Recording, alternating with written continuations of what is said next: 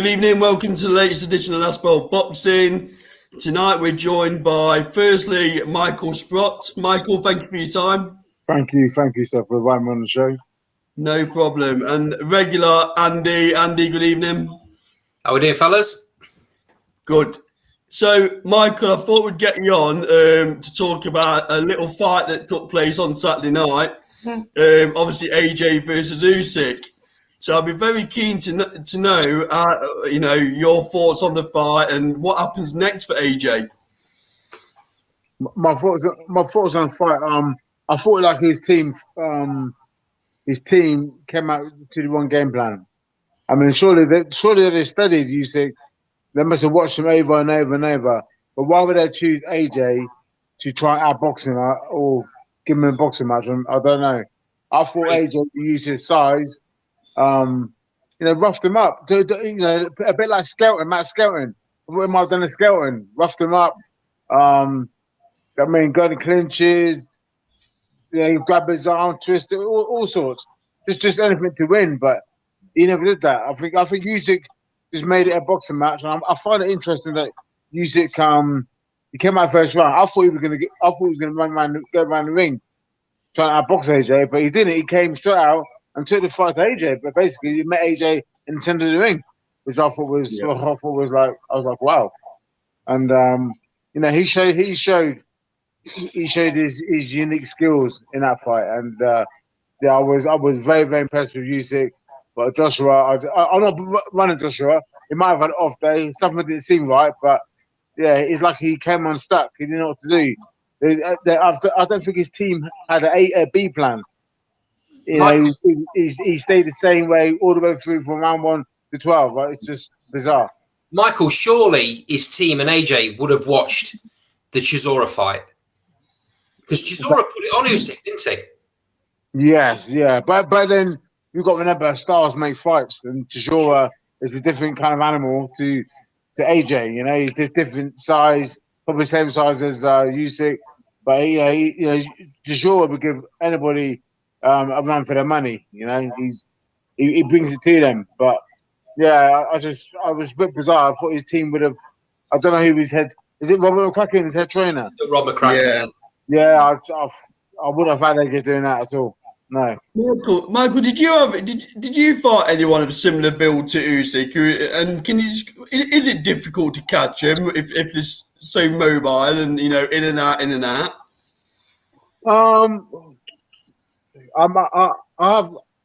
Who've I boxed like Usyk? I don't know.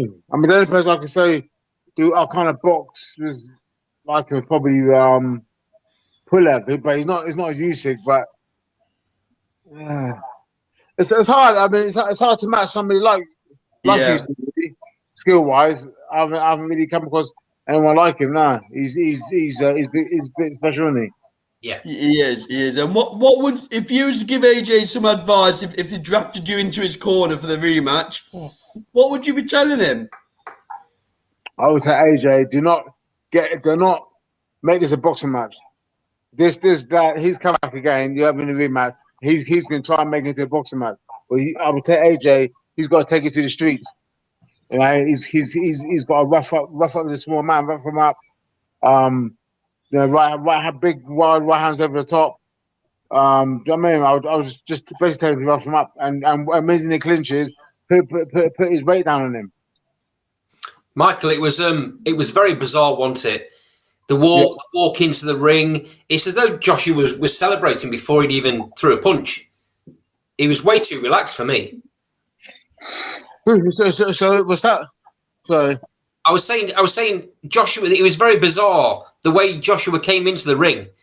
All the glitz and glamour. I know he does that anyway, but he seemed like way too relaxed for me.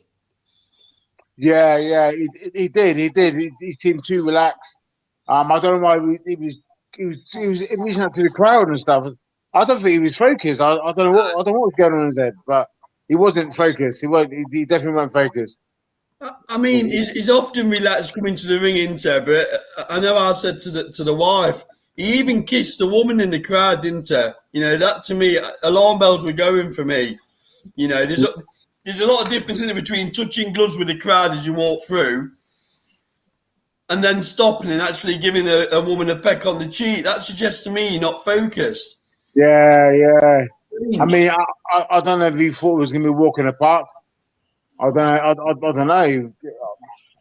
I don't know, but to me, he wasn't focused. I mean, you don't do that walking towards the fight. You know, touching gloves and giving a kiss on the cheek. Nah.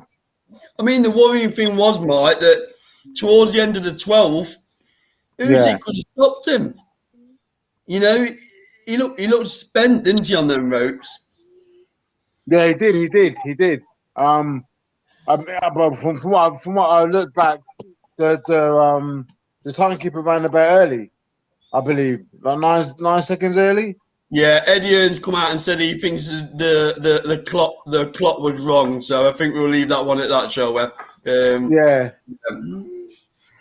So to sum up then, in the rematch, you'd like to see AJ just jump on him basically and you know, rough him up and make it a street fight rather than a boxing fight. Yeah, definitely. I think he should he's got to put in a bit more, put back on his normal size, and he should get out there for he should plan to try and take him out within 6 rounds. Mike, yeah, well that's go on, Andy. Mike, do you think AJ's a little bit gun shy? For me, since he got knocked out, since that fight in the States in Madison Square Garden, it's as though he don't want to put on fighters. He wasn't. Yeah, you're right. Since the Reyes fight, he hasn't been the same. I mean, he came out the rematch and he stayed clear of Reyes. He just kept it long. He didn't want to get involved. I know the 12th round, Reyes was saying, "Come on, let's fight," because if AJ exchanged with him, he would have caught him. And then obviously there's rumors that he got knocked out in sparring. I think before the first fight. Right. I don't know. I've heard he's been done in sparring 3 times. So I don't know. It seems a bit like a rabbit in the headlights. You know, when he's been shot coming, he's been like, "Whoa," kind of thing. You know. So I don't know. Something's not right. Something's not right about him. Something's not right. You don't go in there and try and outbox Usyk, though, do you, Mike? If you had to be Joshua, whoever called that game plan. Well, for me, Joshua isn't a boxer. I don't think he's a boxer. I think he's more of he's a strong guy. Just take people out. Yeah. Well, that's what AJ's good at. I don't think boxing is his thing. I don't think he's a distance fighter. He's been distance couple of 3 times. He's not. I don't believe he's a distance fighter. He's more of a guy to just come in and take you out. And another concern of mine, Mike, was the amount of voices in the corner between rounds. You know, you can't be having that many people talking at you. I'm sure. No. There should be. If Robert McCracken is the main trainer, he should be the one doing instructions. The rest of them say nothing. I mean, I've had that experience before where I've had, you know, about 3 people or 4 people in the corner all shouting out all sorts of things. How you do this, do that, and it does confuse you. It confuses you. You know, and then we went back to camp. We zipped that up, and then Jim Evans said, "Listen, no lot talking. I'm the one who talks. That's it." And ever since then, it's been spot on. But yeah, not it should be. If Robert McCracken is still in the camera, I don't know if AJ's still keeping him or ditching him. I'm not sure. But if he is, he should be the only one talking. That's the voice that AJ should be hearing. Yeah. Mike, do you blame his training team for this, or do you blame Joshua for not being switched on?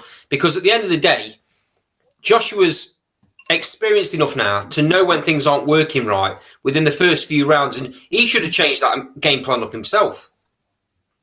Yeah, he should. That's what I mean. There should have been a plan B.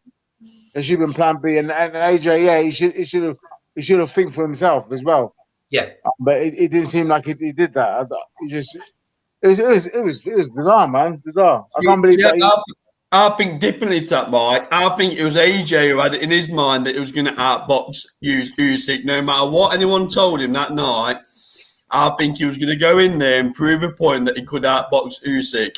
because all he was hearing on the lead up to that fight was, you won't be able to outbox him, you won't be able to outbox him. I think he's stuck a big two things up to even his training camp and training team and says, I'm going to do it my way, and that's what he tried to pull off. That's just my view.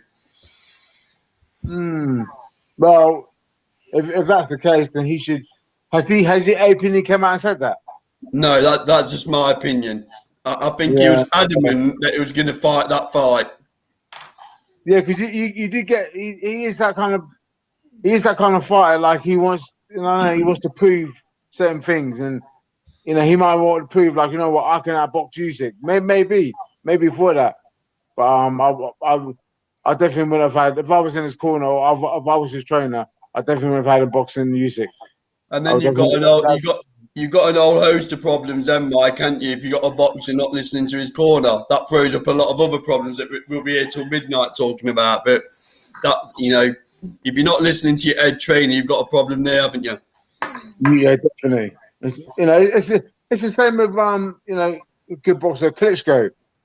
I always say if anyone fights Klitschko, don't forget boxing. They're too good. Forget boxing. Because you got to get him in a fight. A bit like Lamont Brewster. Lamont Brewster went out there and took it to the streets. He got him into a fight, and he couldn't take it. Corey Sanders as well. Forget boxing. He took it to the streets. A bit like Tyson Fury against Cunningham. Cunningham put it on him in them early rounds and floored him. He didn't turn out right. Don't get me wrong, but again with Fury, we'll come on to, you can't try and outbox Fury. Too big, too rangy.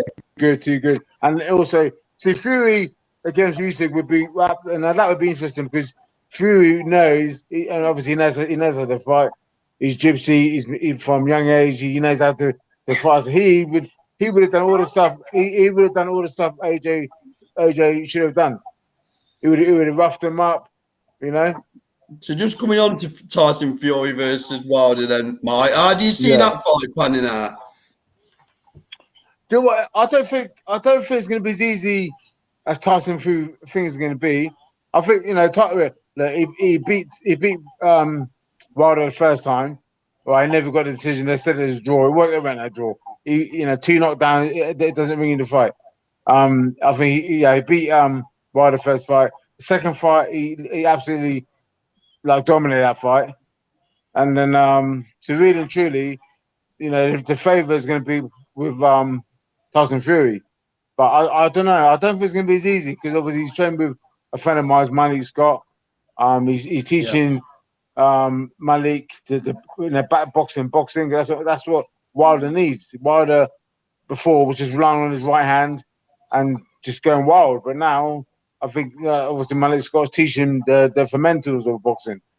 And I can see a different Wilder. I mean, I know they're doing a lot of videos and they're showing what Wilder's doing, but I don't think that's what he's going to do on the night. It could be all wrong because I think he might put out something out of the bag. I'm not sure.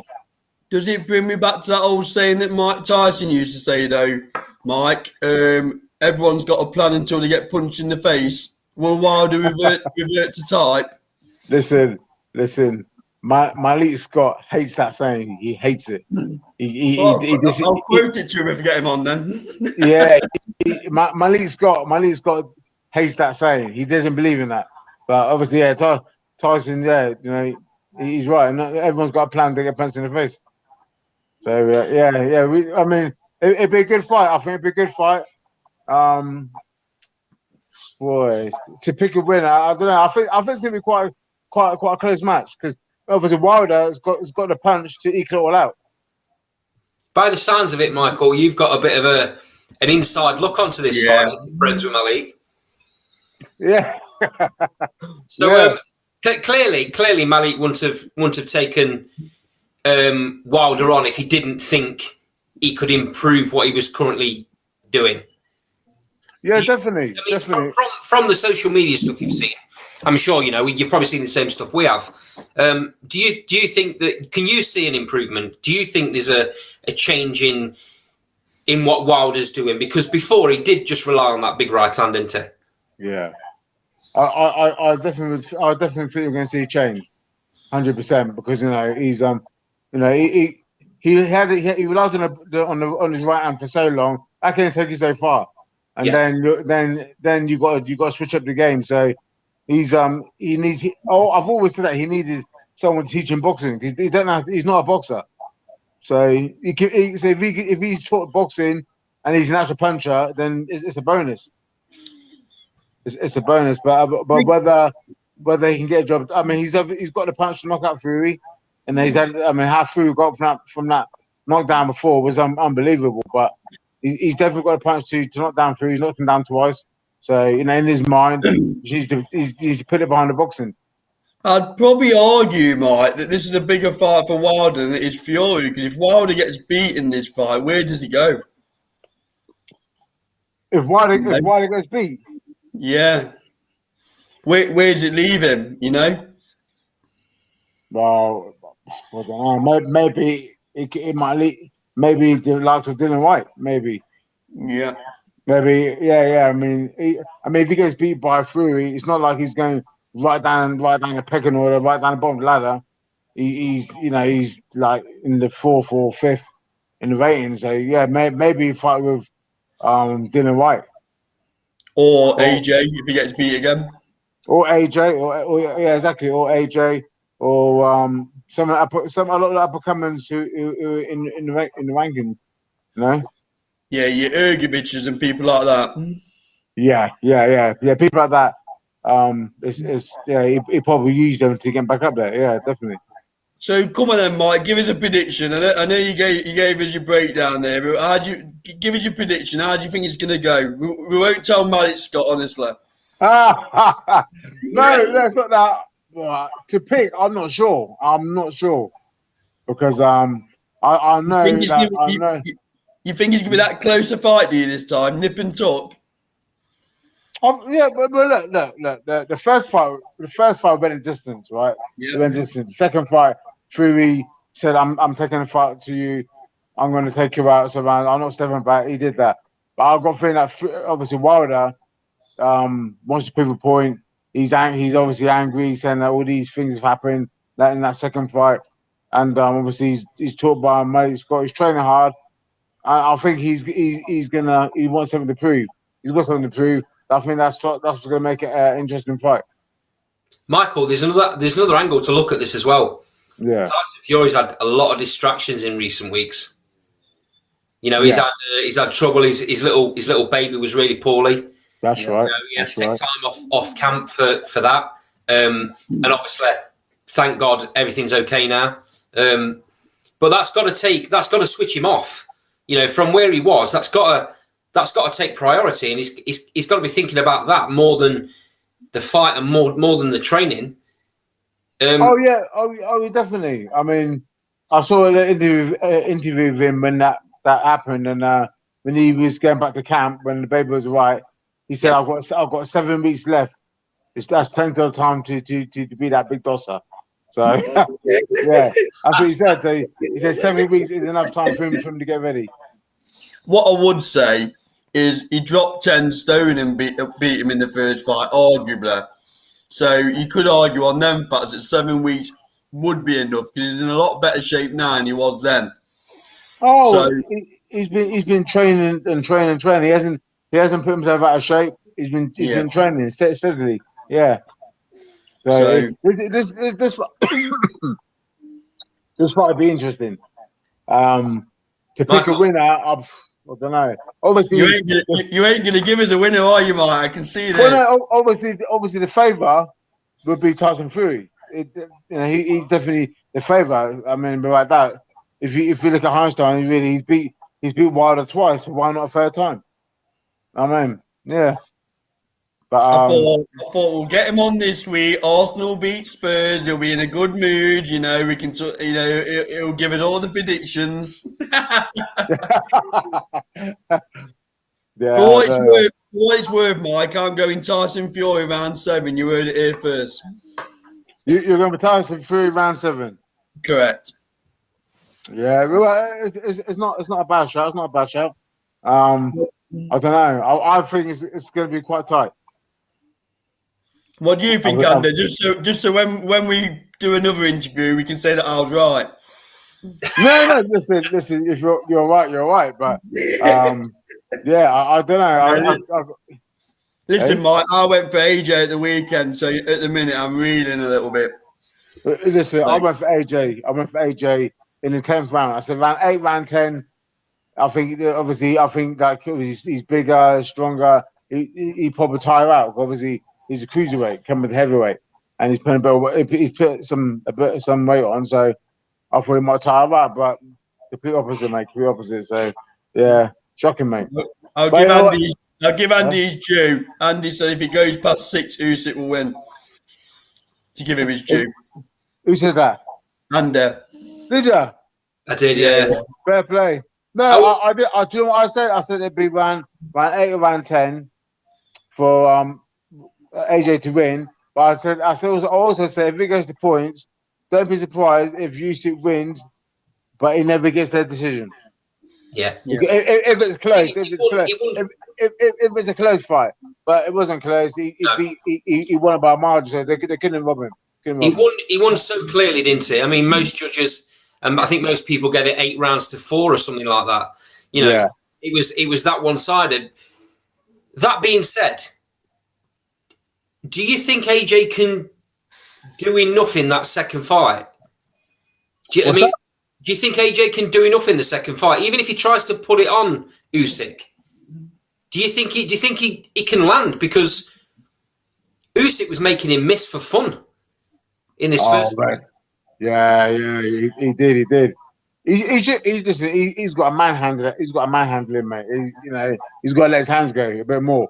I mean, don't get me wrong. It's going to be tough because AJ is a big man, and to keep that pressure up for 12 rounds, he's really got to put it in the tank. But Mikey won't go 12, will it? Oh, he shouldn't go 12, should it? If he puts it on him, it shouldn't be. This is what I mean. I think AJ needs to put back on his size. I know he lost weight for that fight, but I think he needs to put back on his size and just go for it. Go for it. I think he's almost got to go for broke a little bit, Mike, hasn't he? And put it all on him for 6 rounds. I know if you don't get him out there, he's in a spot of bother. But let's be honest, if he goes past 6 rounds, he's not really going to win the fight anyway. Nah. And obviously, Usyk's been 12 rounds now with him, and he stopped him in the 12. So he's going to be more confident in this rematch. Yeah, I think he's already talking very confidently about the second fight. He's like he can't wait. So I mean, he's obviously gonna go for it this time even more. I think there's a mixture with Saturday's. I don't think AJ can fight as badly again. So, but yes, Usyk is a very good mover, but I just don't. I think it's a mixture of the two. I think AJ had a very, very bad night at the office. Oh, he did. Do you know what though, Cole? I hear what you're saying there, but I don't think that was AJ having a bad night. I think that was Usyk making him have a bad night. I think Usyk was that good and that elusive that he made AJ look bad. Well, we'll find out in the second fight if he can do it again. That'll be proof in the pudding. Yeah. I think they said January or February, maybe April. They're going to be, March, April time they're talking about, Mike, yeah. One last thing I'd like to draw you on, Mike, is an upcoming card in Liverpool, which is Liam Smith versus Fowler. What are your thoughts on that fight? Because we're big Liam Smith fans. How do you see that one panning out? Who's this? Liverpool versus who? No, Liam Smith. Liam Smith. Fowler. Liam Smith versus who? Fowler. Do you know what? It's behalf of me. It's behalf of me to pick a winner because I don't really look at their fights, the smaller weights. Right, fair enough. I'm more heavyweights, and that's it. You know what I mean? Let's switch to Joe Joyce then. What do you think? Let's switch to Joe Joyce. What do you think?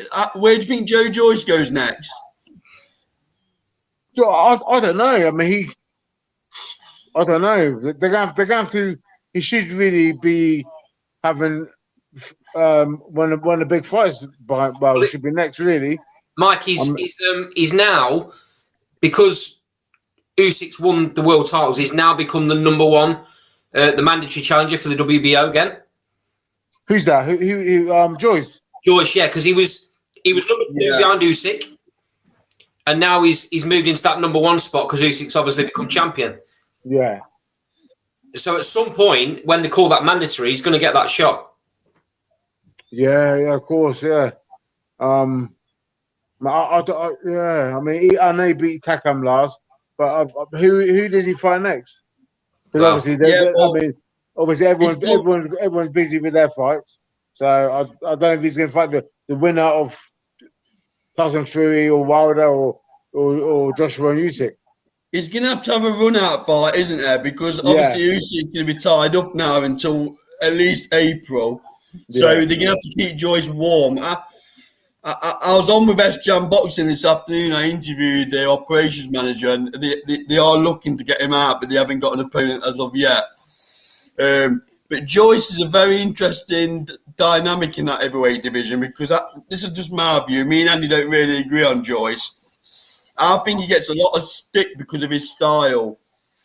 You know, he's not the greatest to watch. I don't know if you've seen much of Joyce, Mike. Listen, I sparred with Joyce. I sparred with Joyce myself. And it's different. Watching him and being in there is 2 different things. Where'd you put him then? Considering that's really interesting that you said you've sparred him, because I'm sure you've sparred all of the big heavyweights that are around at the minute. Have you sparred Fury? I sparred Fury for a week in Belgium. And you've been with Joshua. So where do you see Joe Joyce sitting in amongst that lot? What, with Tyson Fury? Because you've sparred Fury, you've fought Joshua, and you've sparred Joe Joyce. Where do you see Joe Joyce is in amongst that mix? Because he's got, looking from the outside, he's got a ramrod of a jab. Yeah. It seems like he goes forever. He's got a great engine. Very good engine. I'll put him up there with them lot. Definitely. He's definitely in the mix on that level. How quick is he, Mark? How quick are his hands? He's quite quick. He's quite quick. He's quite quick. I mean, but I said this to his manager, Sam Jones. I said to him, Joe Joyce is a modern George Foreman. He reminds me of George Foreman. Yeah. He comes forward. He throw all shots at him, and he's still coming. You know what I mean, he don't stop punching. But he's there. He's a unit as well, isn't he, Mike?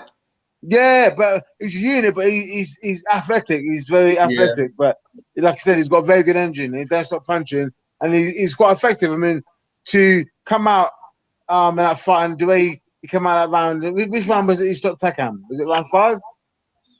I think it was 5, to be honest. 5 or 6, but yeah, he came out through the left hook, and Takam's leg went. Well, there you go.